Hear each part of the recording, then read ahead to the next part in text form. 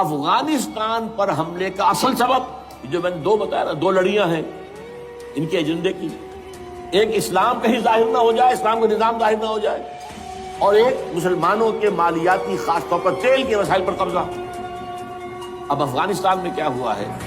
یہ سارا معاملہ تھا اسلام کا راستہ، کہ یہاں تو اسلام ایک شکل دکھا رہا ہے اپنی، اور اگر انہیں موقع مل گیا یہ تو ایک ایسی ویلفیئر اسٹیٹ قائم کر دے، زکوٰۃ کا نظام قائم ہو جائے گا تو اعلیٰ ترین ویلفیئر اسٹیٹ قائم ہو جائے گا، اور اگر یہاں پر جو ہے یہ ساری سزائیں نافذ ہو گئی تو معاشرہ کرائم فری ہو جائے گا، لوگوں میں محبت ہوگی، مساوات ہوگی، اور یہ کہ عام لوگوں کے لیے ویلفیئر ہوگا، اور یہ سامنے نظام آ گیا تو پھر ہمارا یہ نظام کیپٹل کہاں رہے گا،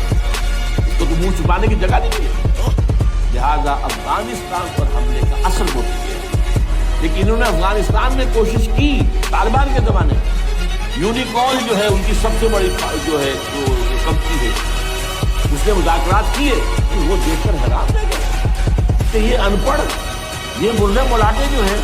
جو بڑے ٹف بارگینر ہیں، اس طریقے سے پاؤں جما کر طالبان نے جو ان کے ساتھ مذاکرات کی اور ان سے شرطیں پیش کی، یہ صورتحال بھی تھی افغانستان پر قبضہ کرنے کی، لیکن یہ ہے کہ اصل کیا تھا، وہ اسلام کی کوئی شکل دنیا کے سامنے نہ آئی جو ان کا میجر، اسی لیے پورا عالم کفر جمع ہے، امریکہ، یورپ، روس، چین، سب جگہ، بھارت تو ہے ہی ہے،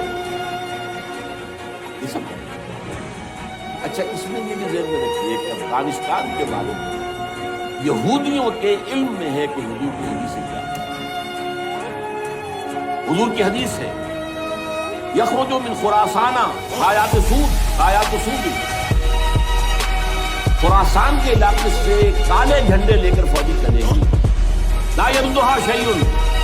کوئی طاقت ان کو رخ نہیں موڑ سکے گی، حتیٰ تم سبب لے لیا، یہاں تک کہ وہ آپ کے بیت المقدس کے جھنڈے گاڑ دیں۔ جان لیجیے یہ لوگ پڑھے لکھے لوگ،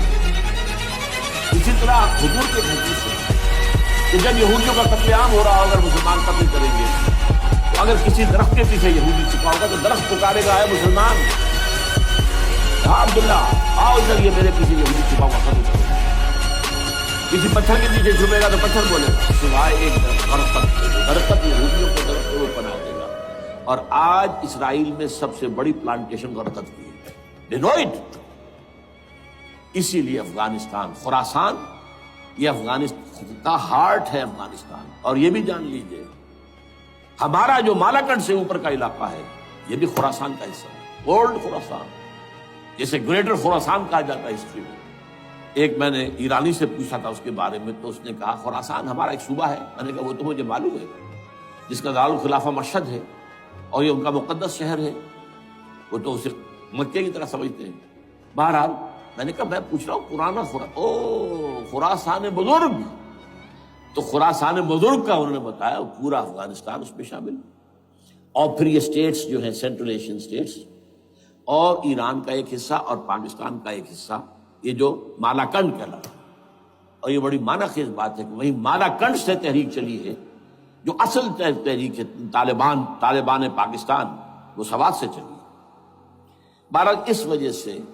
اس پہلو سے یہ جو ہے افغانستان پر حملے کا سب سے بڑا سبب وہ تھا